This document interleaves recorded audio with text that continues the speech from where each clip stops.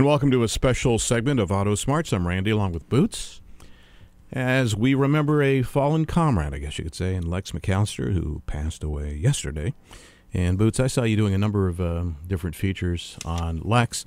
Coming up later in the program, we'll get back to the show, as Lex always used to say, as the show goes on.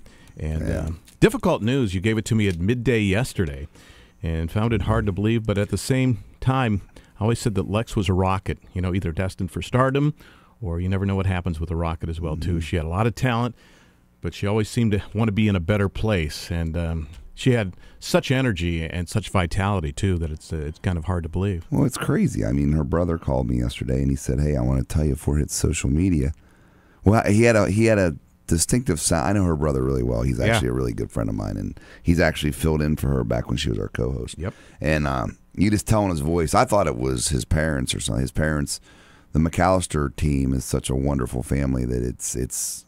I mean, Lex was the firecracker out of the group, but I thought something happened to his dad. His dad's one introduced through the grapevine, got us Lex, because when we started Auto Smarts, we wanted that female voice, and she did a wonderful job. And as time went on, she wanted to do her own thing, and we supported her every way we could. We did a show for her in-house here, and it was called No Excuses. And then when I went and ran, I was running K95 and QFM and a different few stations. Sure. I made her a morning show host, and she knocked it out of the ballpark. And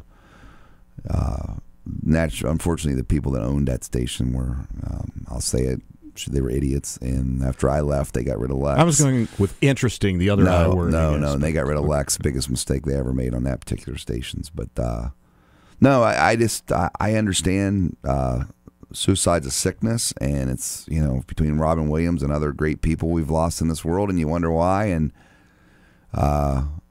it's now the healing process is for her family. Mm-hmm. And yesterday my phone didn't stop.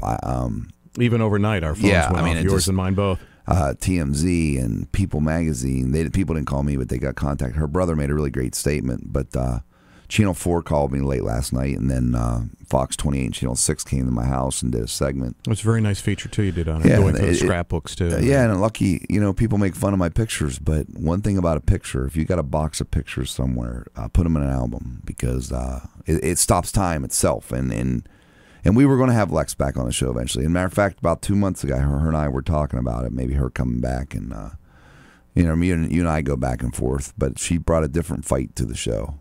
And that because we always took pride in the fact that we fought amongst each other, not like those click and clack guys that picked on their callers. We don't pick on our callers. We try to help our callers. We pick on each other, which you always say. But Lex was really a big part of the show, and I wouldn't be where I am today if it wasn't a few important people in my life. And Randy, you're still with me for a while. I'm trying to lighten things up. Good news for me, I guess, right? But Lex left us, and that's a bad thing. When I first heard, I went, what can I do? And there's nothing you can do. The irony is, I think she guided me yesterday because I was looking for some clips. And within 5 minutes, I found the clips I was looking for. She would know where they were. Exactly. The first clip was that I found was from the first network show that we did, the very first thing that we did in this studio 5 years and a month ago. And that's when we expanded to a network. And at that particular time, I opened the show by introducing all the partners in crime, and it went something like this. All right, welcome Auto Smarts Nation. You're tuned in to Auto Smarts Radio. Simply put, your auto questions answered. So I'm here with Randy Reinhardt, my executive producer, and Lex McAllister, the lady of the show that knows motorcycles and classic cars and everything else. And everything else. And just ask her, right? Now, Lex McAllister is the beauty and the brains of this organization, and if you're a Canadian organization. But Lex is a young lady that started working on cars at what age? Well, I didn't really begin working on cars until later in life, but I was always around cars. I was either at a cruise-in, any kind of car show around town, the drag strip, just out east from where I grew up, or my first NASCAR race, which was at the beautiful Charlotte Motor Speedway when it was still called the good old Winston Cup at that time. But that's a different era, right? I grew up around cars because my father, who's also my best friend, my buddy, he owns a '68 Camaro that he bought as a boy. I don't know how he did it, but he convinced his mom that the family car they should buy is a '68 Camaro, and he said, "Mom, it's easy to get in and out of." So she believed. They went to a local dealer, Jack Maxton Chevrolet, bought that car.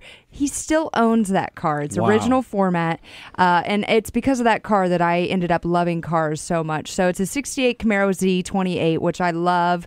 You know, it's basic, but American goodness, muscle car culture. And then from there, that developed into my love for motorcycles. I now have a Harley. Of course, Dad got jealous I had one and he didn't, so he went out and bought one that was bigger than mine. But we get to go riding together, and cars have always been our bonding relationship. And Lex is also a motorcycle mama extraordinaire on that level, but also her motorcycle and Lex also featured on ABC's The Bachelor. You were a contestant on that show too, were you not? You know, I like to say I was on the wings of love, headed On the wings of down love. real quick and in flames. No, I went on that show, and I felt bad for poor Jake Pavelka because not.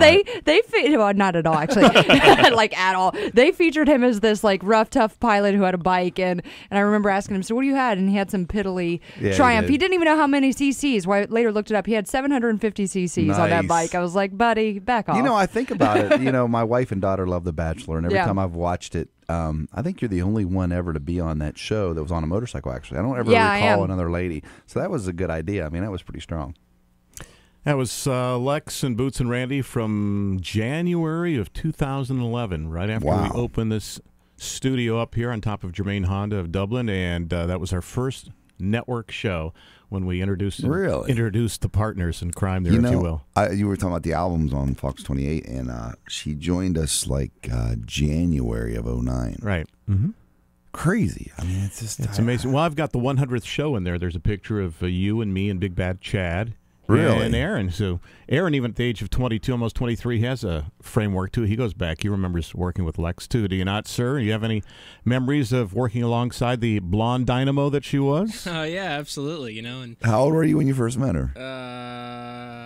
12. No. Yeah, 12 and a Six. half. Yeah. I don't know, 15 maybe, I guess. Yeah. I remember you were all star, like, whoa, those pretty girls in your dad's kitchen. We were cutting all them commercials. You came up the Oh, steps. I forgot cutting all those commercials Yeah. in the kitchen With and in your- the basement too, yeah, and because like the you- soundproofing was better. We had a real pretty intern. I can't remember her name. I can't either. Oh man, she's on one of the stations now over in Newark area. Really? Yeah. She came a long way in the business too. We've actually helped a lot of people in this business. I mean, And you've then- helped me, and then we've had a lot Yeah. of. But anyway, I remember Aaron's face coming up. I mean, how often do you walk up in your kitchen and see how many hotties? Two beautiful. Wait women, a second. Two beautiful women, and Aaron's like, "Hey," and I remember your dad said, "Hi, babe," or "Hun." He called you "Hun" or "babe," and I'm like, Hey, "Oh hon, yeah. no, Randy." I'm sorry. He's my son. No, I'm okay with that, but I was like, "Randy, don't do that." And Aaron's like, "Thanks, Dad." What's up? I should have just gone, what's up? Elaine, What's up? I think her name was Elaine, or what was that? girl's- Emily? It was an E word. It doesn't matter because Tracy Moore next door texted me this morning, and she said she saw it on her. Oh, Alessa Swihart. yeah, that sounds Yeah, right. Elissa, ELL. It was an E word. I remember that. Yeah, Elissa Swihart. And, So there were two nice-looking women cutting commercials Yeah. in the kitchen, and we were trying to do them at the same time. So we did some in the kitchen and some down in the basement as well, too, because, of course, my house was so soundproof. But, I mean, we didn't know back then. We barely had anything going, and from that day, we've gone from one station to 5 to 15 to 20 to 25, now to 30 stations, and obviously happy with iHeart as our flagship, too. Yeah. But, you know, Lex was somebody that always was ready for a big project. Some people look at a project and would go, oh, she would roll up her sleeves and say, let's do this. I want to do this. Remember the big shindig we did over at Easton with her? Oh, yeah. She looked good. We looked bad. I was a reindeer, and you were what, a bad elf? Oh, yeah. Oh, Steve you're Germain. talking about that thing. I was What are you talking talking about the about? big party that Oh, she had over there. the Yeah. Bachelor. Yeah, that thing rocked. It did. That was a big night for her at the end. I of the had to night. introduce her, too. Ladies and gentlemen, here she is, Lex McAllister. And she auctioned off those gloves she Yes. gave away. And then I remember Wow. the Christmas show that we did from Easton, where That's I what I was, was talking yeah, about, yeah. I was an elf, yeah, and you were Santa or a reindeer. Something I was a like reindeer. That. I was Yeah. a buck. I was Rudolph. I was Boots off the red-nosed The fat funny guy. thing is, from there I had to drive to Penn State to do volleyball on TV live that night, and this is a true story. As I was walking out the door, Lex pointed out that I was still wearing my elf hat. I had to get out of the garb because I still had some of the garb on from that as well. Funny thing about Lex, too, her and I fought like brothers and sisters. You guys did. I got to be we honest. had knockdown dragouts, man. And her mom used to hug me and say, "That's just my Lexi. Just roll with it, Bootsy." Well- and I would be like, I'm going to, my goodness, she could push my buttons and I could push her buttons. But the good thing is, we'd have the biggest fight in the world, then we go to lunch and laugh about it. And I want to tell you one other quick story. Yeah. Her and I were, when Ted Williams came on TV, remember that? Boys, yes. And we saw that on YouTube, and Lex yells down the hallway, Boots, get in here, I want you to see this. And her and I watched that video. And at that time, we had the old Toyota Sienna van. That was like my driver because I was so broke. So I had like $40 or $60 in my pocket. So I took all my money out, all my wallet. I took my driver's license, my debit card, and $30. We got in that van and we went down the Hudson Avenue about 90 mile an hour. Yeah, 71 in Hudson, yeah. We were flying down there because we wanted to get to him before anyone else, because I knew they were going to exploit that guy. And Lex says to me, I'll never forget, she's like, you know, Boots, she says, I don't want this guy to get taken advantage of. I'm like, well, that's what we're going to do. She goes, yeah, but at least we'll be nice. That's true. And you were second. Yeah, we were like, we got down there. I'm walking in literally cardboard homemade houses that all these homeless guys were living in. And I walk in, and this guy goes, I said, hey, we're looking for Ted. He goes, my goodness, why is he so popular all of a sudden? So I gave him $5. I said, you tell me where he is. Here's my business card, and we'll bring back $20. But I made Lex stay in the van, lock the doors. She put it in drive, and I said, do not put this car in park. And if you see shady characters coming your way, besides you, right? You take off. Okay. I can run fast for a fat man, and plus they don't want me. They want the pretty blonde. And we never found Ted. And they did run that guy through the ringer. And we had called hotels. All the way there, Lex called hotel. We got a room reserved. We were going to take him to Walmart and buy him a few $100s worth of clothes, because I figured he's going to stink because he's a homeless guy, you know, poor guy. He probably hadn't had a bath in years.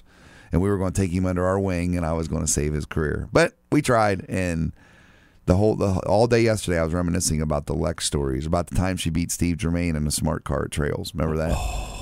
That was a rough day. Steve was running the air conditioning and the radio at the same time, though, for crying out loud. Yeah, Steve was going for comfort. She wanted to win. And Lexi was... That was Fuel Duel 1. She was so fit back then. I think she only weighed 105 pounds. And she always put her hand on her hip, too, and turned her hips, too, in a certain way. Lex was she was a beauty. I mean, she was a tough person. She was hard. At times, she was easy to hate, but she was really easy to love. And you know, it was... I don't know how else to say that. The other thing we did, too, is we spun off a show for her, too, No Excuses, that I produced as well, too. And I forgot all these things yesterday. When you told me with the news, I was so shocked. I thought, what all did I do with Lex? And I thought about this. And her big phrase was, if something happened, show goes on.